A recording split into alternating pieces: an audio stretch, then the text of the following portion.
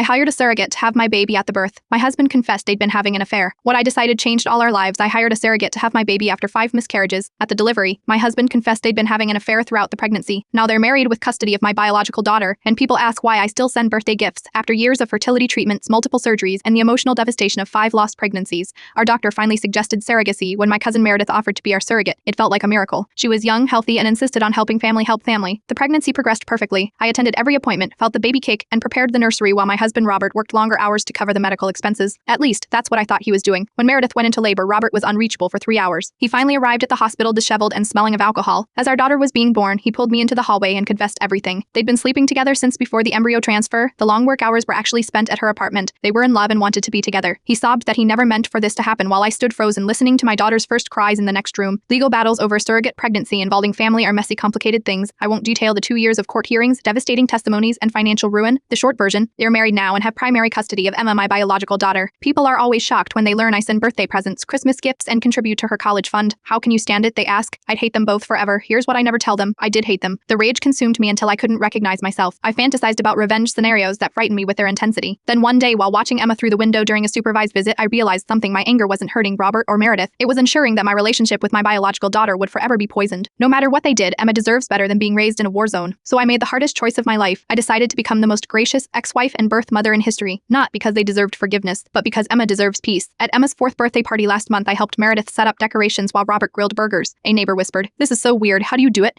The truth is, every smile still hurts. Every polite conversation is an Oscar-worthy performance. But Emma runs to me now when I arrive instead of hiding behind Meredith's legs. She shows me her drawings and asks me to read her favorite stories. Sometimes healing doesn't look like justice. Sometimes it looks like choosing a painful peace over a righteous war. I couldn't control what they did, but I could control who I became in response. I still want to be a mother someday, but Emma taught me that motherhood isn't always about getting what you want. Sometimes it's about giving your child what they need, paid or even when it breaks your